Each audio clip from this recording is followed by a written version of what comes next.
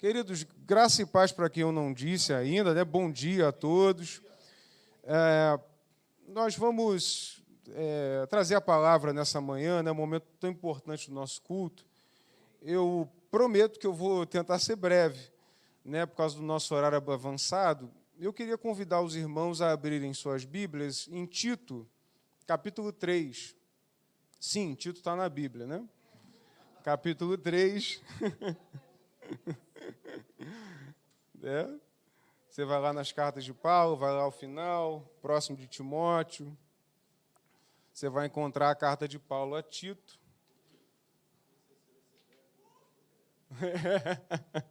A unção, né? Tito, capítulo 3. Esse livro, quando você abre, é o livro que Paulo escreveu a Tito, mais ou menos ali em 68 depois de Cristo. É também das últimas cartas de Paulo antes da sua morte. E Paulo escreve uma direção a Tito. Obrigado. Tem sim. Paulo escreve essa direção a Tito, discípulo dele, como ele diz no início da carta, filho na fé, filho de verdade, como ele o chama. E ele, então, passa essa direção a Tito, que está lá na ilha de Creta, na Grécia, para que se levante, ele ajudasse a treinar presbíteros e líderes para assumir as diversas comunidades de fé que estavam surgindo na ilha de Creta. E, como sempre, o apóstolo Paulo, ele é muito preocupado com doutrina, né, irmãos? Nós temos que lembrar que doutrina não é se eu visto saia ou se eu visto calça, né? Se eu visto terno ou se eu boto camiseta. Doutrina é a base da nossa fé, do que nós cremos.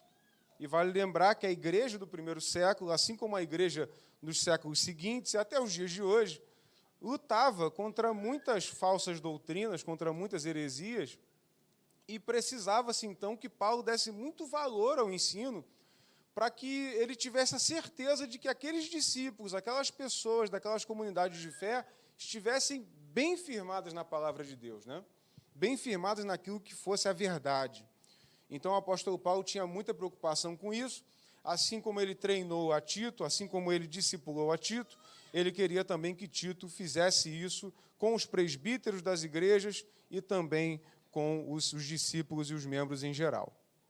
Então, você abriu aí em Tito, capítulo 3, nós vamos ler do 1 até o 7. Tito 3, do 1 até o 7.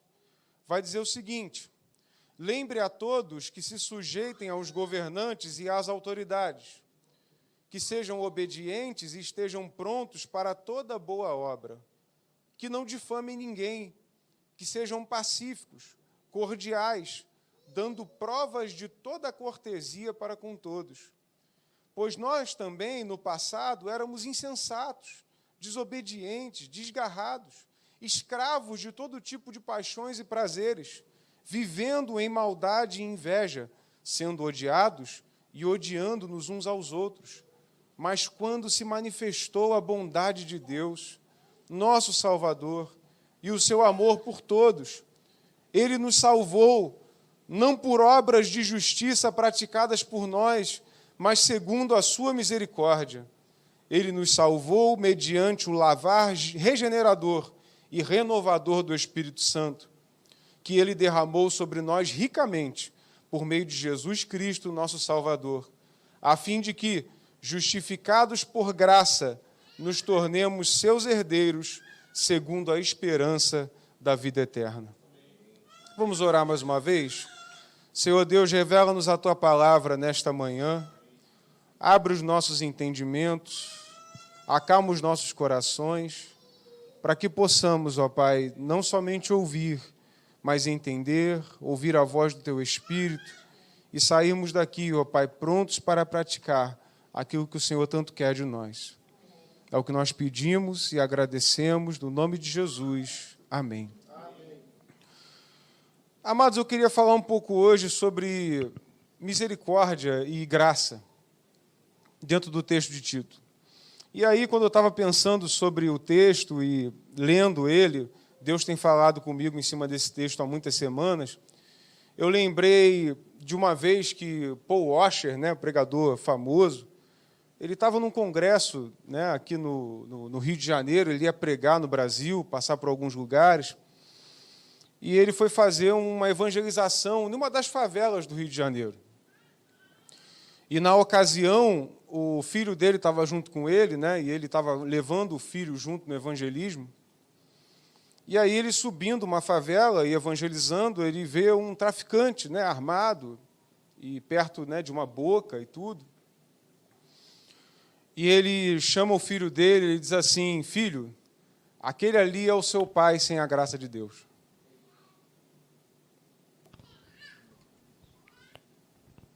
E o que eu tiro dessa história é que nós, da forma como nós somos hoje, com o proceder que nós temos, com a vida que nós levamos, com o preço que pagamos, nada disso é mérito nosso. Tudo é por graça de Deus, tudo é pela misericórdia do Senhor, tudo é pela obra dele, e foi isso que Paul Washer queria ensinar para o filho dele. Ele queria dizer: olha, o seu pai poderia ser aquele traficante ali se não fosse a graça de Deus. Você e eu poderíamos ser o assassino que você vê sendo preso ali na televisão. Você e eu poderíamos ser grandes homens maus e mulheres más se não fosse a graça de Deus sobre nós. Então, no versículo 1, ele começa, do capítulo 3, o apóstolo Paulo, na verdade, ele passa a carta inteira dando algumas direções para Tito. Ele fala no início da carta a respeito da doutrina, ele fala no capítulo 1, depois você pode ler em casa, do levantar dos presbíteros, que é bom que os bispos sejam, né, maridos de uma mulher só, governem bem seus filhos sejam crentes, para que deem bom testemunho. Ele passa no capítulo 2 também, ele vai falando sobre o proceder do crente, como que o crente tinha que permanecer em meio à sociedade, como que ele tinha que proceder, como é que tinha que ser o testemunho dele. E então, no capítulo 3, ele passa a dar um pouquinho mais de detalhes para o povo sobre como o crente deveria se portar. E aí ele faz uma recomendação que ele já tinha feito na carta aos Romanos, no capítulo 13, quando ele diz que todos se sujeitem às autoridades superiores. Ele diz: lembre a todos que se sujeitem aos governantes e às autoridades, que sejam obedientes e estejam prontos para toda boa obra. E aí vale lembrar, irmãos, que a autoridade são todas que foram constituídas. O cristão é alguém que não pode ter problemas em lidar com hierarquia, em lidar com o governo, em lidar com a lei. O crente, né, Paulo está dizendo, não pode ser um fora da lei. Não pode ser alguém que vive no erro, que vive no crime, né? Que vive na fraude. Então, ele está dizendo, parte do testemunho do cristão passa por esse caminho, onde eu pago o preço que for, para que eu não ande no erro. Né? Vou correr um pouquinho. No versículo 2, ele diz que não difamem ninguém. O que é difamar, irmãos? Difamar é você estabelecer uma segunda fama sobre alguém. A difamação, inclusive, ela é um crime previsto na lei. Você sabia que você pode responder criminalmente por difamar alguém?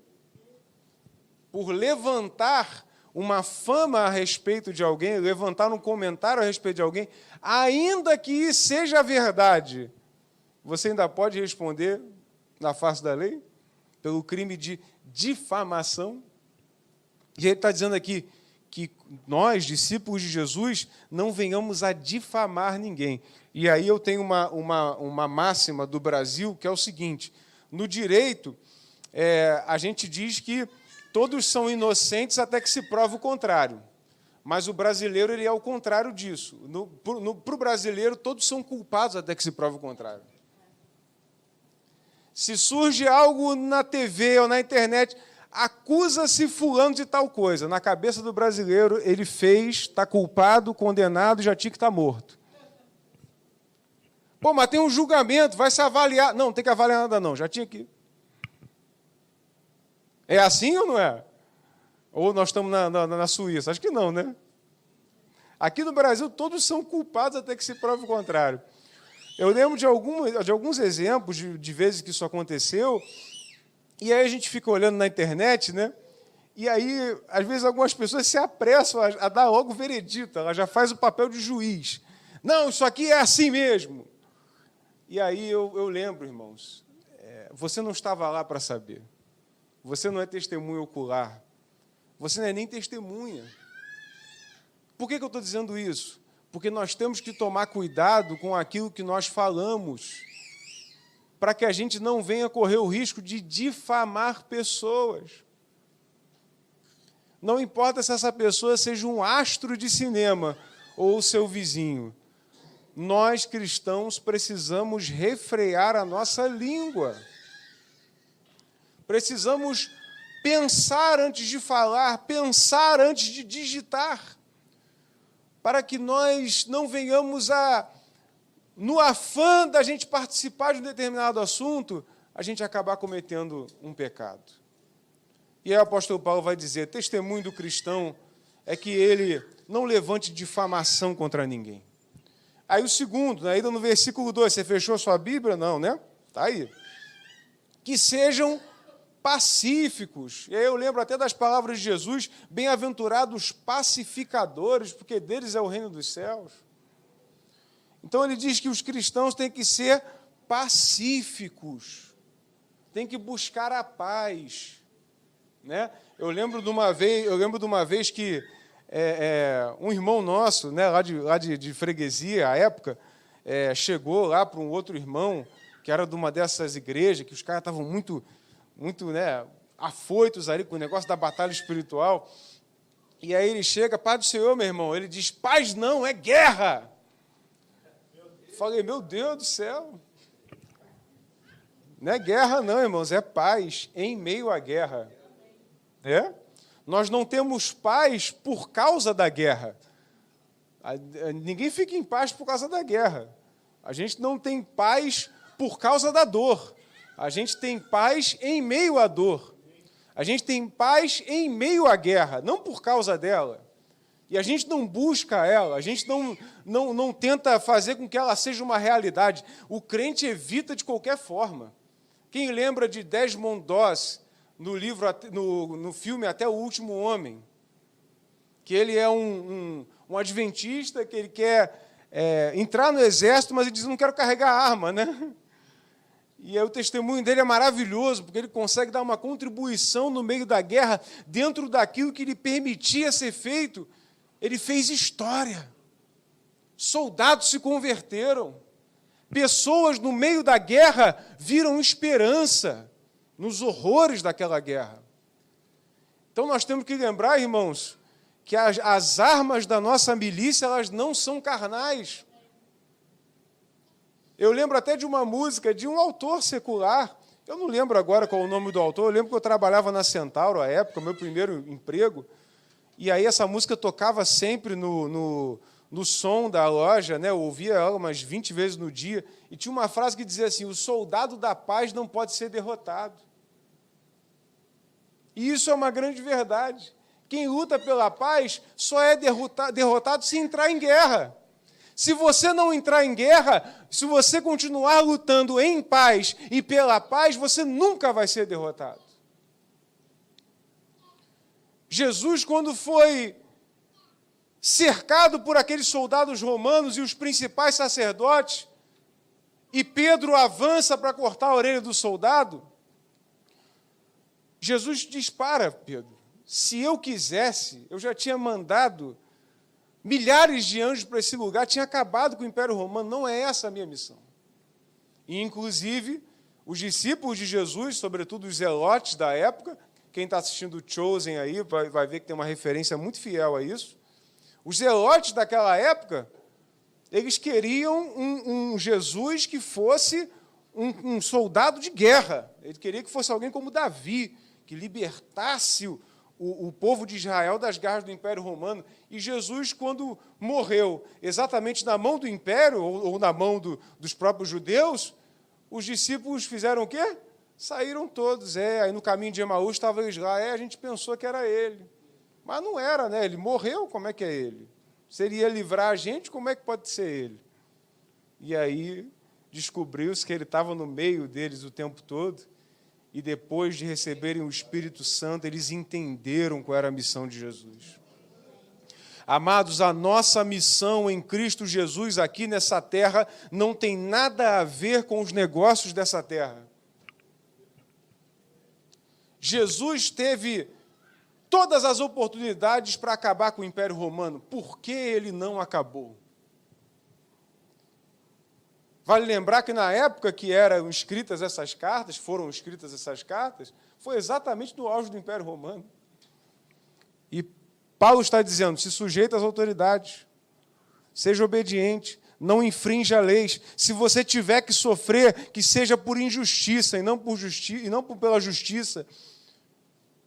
E aí, a gente entende que nós, como cristãos, precisamos ser pacíficos. Acompanha junto comigo. Qual é o próximo termo? Depois de pacíficos. Fechou a tua Bíblia? Não, né? Cordiais, não é isso? Cordiais. O que é cordiais, meus irmãos? Modestos, educados. Bom dia, boa tarde, boa noite, por favor, obrigado, com licença, com respeito, com carisma, com sensatez, né?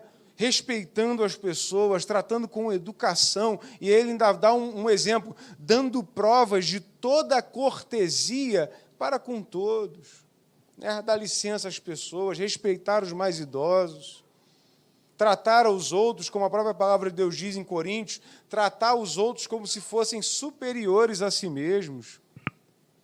Ou seja, eu considero o meu irmão sempre superior a mim, eu vou até ele na condição de servi-lo e não de ser servido. É isso que o apóstolo Paulo está dizendo para Tito. Aí no versículo 3, pois nós também, aí o apóstolo Paulo vai explicar, por que eu estou pedindo isso de vocês? Aí ele vai explicar, no 3, pois nós também no passado éramos, o que, irmãos? Insensatos, desobedientes, desgarrados, escravos de todo tipo de paixão e prazeres, vivendo em maldade, vivendo em inveja, sendo odiados e odiando-nos uns aos outros. Ele diz, por que vocês têm que ser assim? Porque vocês precisam se colocar no lugar do outro. Às vezes, irmãos, eu já encontrei alguns crentes que são crentes muito antigos, de muitos anos, né, de 30, 40 anos, às vezes, de fé cristã, só que eles não nasceram na igreja, eles se converteram em algum ponto. E aí, quando eles veem alguma pessoa que não crê no Evangelho, tendo alguns determinados tipos de comportamento, às vezes eles se demonstram um pouco intolerantes, um pouco impacientes. Né, tem gente até que tinha dificuldade de ver gente nova entrando na igreja. Porque a gente está aqui, todo mundo tem o mesmo linguajar, os mesmos trejeitos, a mesma forma de falar, e entra uma pessoa nova, já tem outro jeito, às vezes solta um palavrão. Só que o apóstolo Paulo está dando um conselho para nós. Nós temos que observar o presente de uma pessoa pelo nosso passado e não pelo nosso presente. Eu observo, eu enxergo o meu próximo, sobretudo aquele que não conhece ao Senhor, não por aquilo que eu sou hoje, mas por aquilo que eu já fui também. E o apóstolo Paulo vai dizer isso, nós também no passado éramos insensatos, éramos desobedientes, éramos desgarrados. E veja, irmãos, o apóstolo Paulo era o que antes de se converter? Fariseu. Mas era um perseguidor de cristãos. Mas, segundo a lei judaica, era alguém que estava nos conformes. Era um judeu, debaixo da lei. Aliás, o fariseu, né, o preservador da lei, né, aquele que confirma se a doutrina está sendo cumprida lá, né, entre os judeus, surgiram lá na revolta dos Macabeus. Então, ele estava ali, dentro da lei. Só que ele sabia que ele não tinha entendimento, porque ele perseguiu cristãos e depois, na experiência dele cair do cavalo e ficar cego, o próprio Jesus aparece a ele e diz: Paulo, por que você está me perseguindo? E aí Paulo entende a condição dele, de um mero religioso, mas que não tinha revelação de Cristo em si. E aí Paulo se inclui nisso aqui. Ele não diz assim, porque vocês eram insensatos, vocês eram desobedientes, vocês eram desgarrados. Ele diz, não, nós éramos insensatos. Todos nós éramos desobedientes, éramos desgarrados, éramos escravos. Ele se inclui nisso.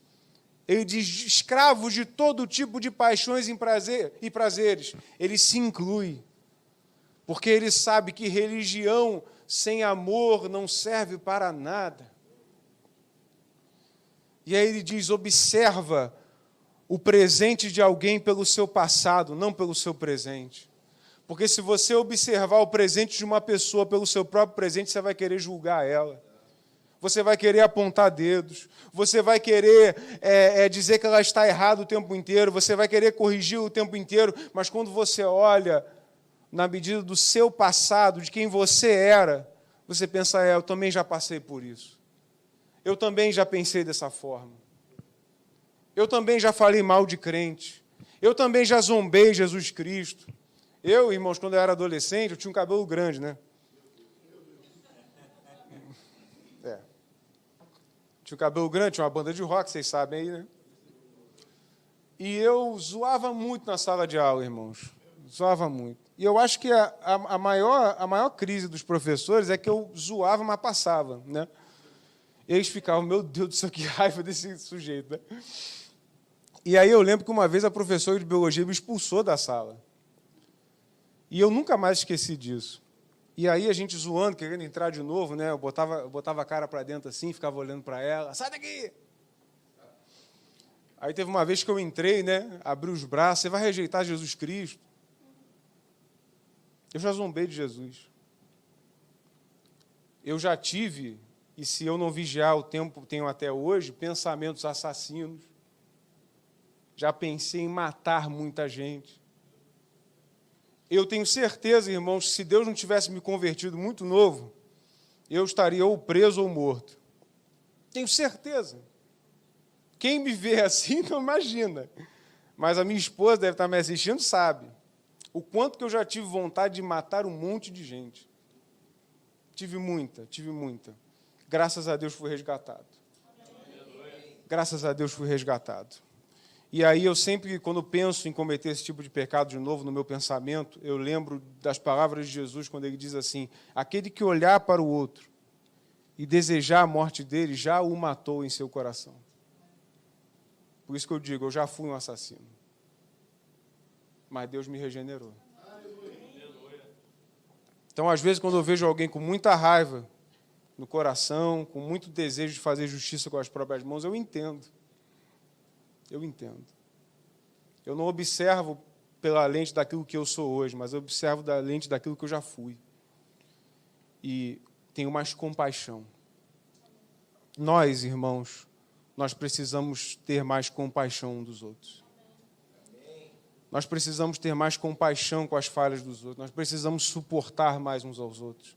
Nós precisamos ter mais paciência para lidar com as dúvidas das pessoas e os questionamentos. Nós precisamos ter mais paciência, porque o mundo, nesse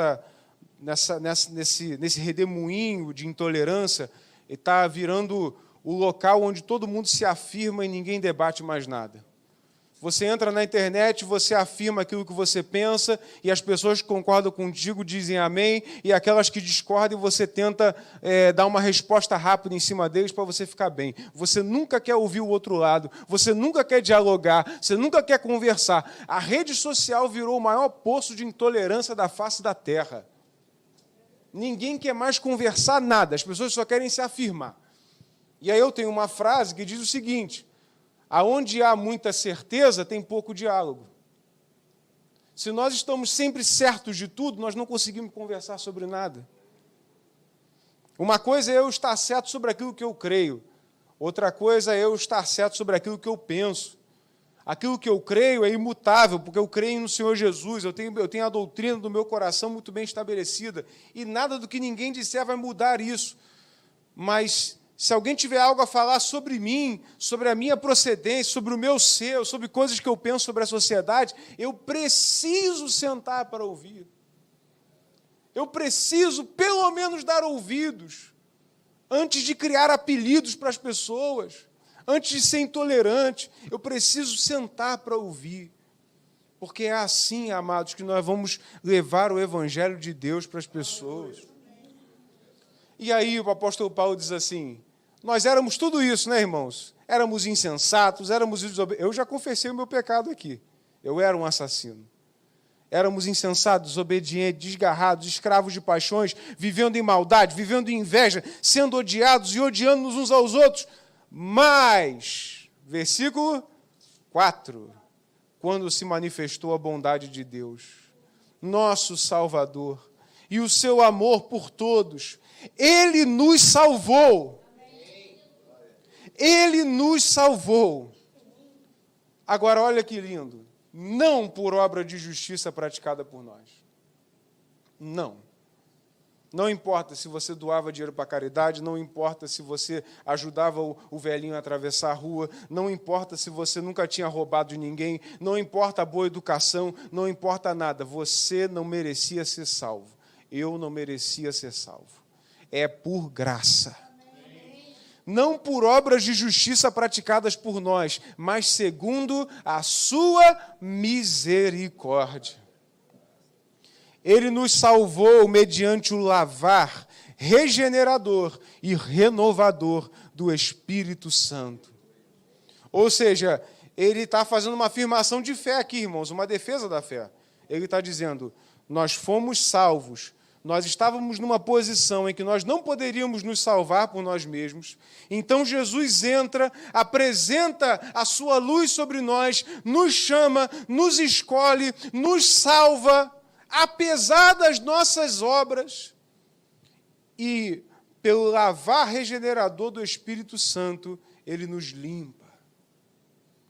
Ou seja, irmãos, se não foi por mérito que eu fui salvo, todos podem ser salvos. Tem algumas pessoas na minha rua que eu confesso que eu já duvidei que aquela pessoa seria salva. Eu já olhei alguns na rua e falei, você não tem jeito não, você é só morrendo. Quando eu não tinha eu mesmo vontade de matar. Né? Foi só morrendo. E aí Deus ia lá e convertia. E aí Deus vinha na minha cabeça. Está vendo? Sou eu que faço, eu não fiz na tua vida, assassino, eu faço na vida dele também.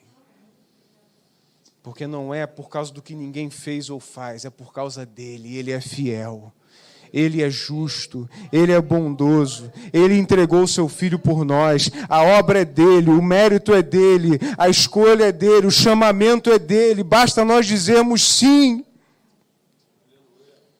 Fomos regenerados e renovados, mas não pela nossa força, mas pelo Espírito Santo de Deus. Versículo 6, que Ele derramou sobre nós ricamente por meio de Jesus Cristo, nosso Salvador. Ou seja, eu só recebo o Espírito Santo através de Jesus Cristo. Obrigado, pastora. Nós só recebemos o Espírito Santo por Jesus Cristo. Versículo 7 e último. A fim de que, justificados por graça, nos tornemos seus herdeiros, segundo a esperança da vida eterna. Olha que afirmação poética, irmãos. Justificados por mérito? Não, seria o correto dessa frase, não seria? Justificados por quê? Por mérito. Como é que uma pessoa se justifica? Ela pagou a sua dívida na justiça?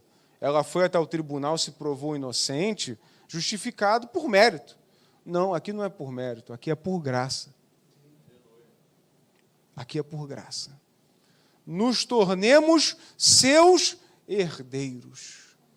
Não existe herança nenhuma nessa terra que seja tão poderosa e tão importante quanto a herança de Jesus Cristo em nossas vidas. A nossa pátria não é aqui. Como o pastor Tiago cantou aqui agora, somos cidadãos dos céus. Estamos falando de uma pátria superior, conforme Hebreus 11 cita.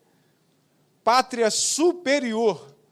Nós saímos de uma dentro do nosso coração, do mundo, do século. Nós saímos desse governo do mundo. Saímos das mãos do maligno. E agora nós estamos como peregrinos e forasteiros, como Hebreus 11, eu amo esse texto. Caminhando para uma pátria celestial. E Hebreus 11 até cita uma coisa muito interessante, ele diz assim, ele diz que se Abraão lembrasse de onde ele saiu, talvez ele tivesse a oportunidade de voltar. Tem vezes que Deus até apaga algumas coisas da nossa memória. Algumas coisas que eu vivi, que eu pensei, eu até me esqueci. Às vezes algumas pessoas da mina família que me lembram. Você lembra disso? Eu falei, cara, nem lembrava. Porque Deus regenerou a minha mente para que eu possa olhar para frente. Olhar para o que o Senhor tem para mim agora. Não para aquilo que eu já fiz ou que eu já fui. Amados, no que diz respeito à nossa fé em Deus, nós devemos evitar ficar olhando para o nosso passado. No que diz respeito para onde nós queremos ir, nós precisamos deixar o passado para trás. Romanos vai dizer isso. Esquecendo-me das coisas que para trás fico e avançando para as que estão diante de mim. Nós temos que esquecer. Mas quando nós encontrarmos o nosso irmão, eu tenho que olhar ele pela lente do meu passado. Porque o meu passado vai me lembrar da misericórdia que Deus teve sobre a minha vida. E é por isso que não poucas vezes os profetas em Israel diziam para o povo, lembrai-vos do passado. E é por isso que as festas, os rituais, eram todos para lembrar da escravidão do Egito. Para que o povo nunca se esquecesse de onde ele saiu. Para que o povo lembrasse de onde ele veio. Irmãos, a mensagem dessa manhã, esse início de tarde, para os irmãos é que nós não venhamos a esquecer de onde nós viemos, mas também não venhamos a esquecer para onde nós estamos indo. Vamos tomar cuidado com as distrações, vamos tomar cuidado com as pedras no meio do caminho, com os problemas que tentam sufocar a nossa fé, para que a gente possa avançar, tendo misericórdia daqueles que estão do nosso lado e avançando com fé segundo ao nosso alvo, que é Jesus Cristo. Você e eu somos herdeiros da graça de Deus. É tempo de praticarmos a misericórdia uns com os outros e de nos aproximarmos mais de Deus. Não existe fé verdadeira que esteja isolada do convívio da sociedade. Assim como não existe graça real se não houver um coração pecador. Que o seu coração e o meu possa se reconciliar com Deus hoje. E a partir daí possa te fazer e me fazer um cidadão do céu caminhando sobre a terra. Faz de nós, ó Senhor, cidadãos dos céus, caminhando sobre a terra, para que nós venhamos a não nos esquecer daqueles que estão do nosso lado e não nos esquecer daquele que nos salvou e de onde Ele nos tirou. O conselho de Paulo a Tito é muito claro. Nós precisamos ter muita fé, muito amor, muita graça de Deus, olhar muito para Jesus Cristo, mas nós não podemos esquecer que nós estamos no meio do povo, para fazer a vontade de Deus no meio do povo, para sermos mártires, testemunhas de Deus no meio do povo. Se tivermos que sofrer, que soframos. Se tivermos que perder, que venhamos a perder. Se tivermos que morrer, que venhamos a morrer. Mas nós não podemos desonrar o sacrifício de Jesus por nós, porque nós já estamos com a nossa promessa e o nosso destino garantidos em Jesus. Por isso eu queria te convidar à oração nesse momento.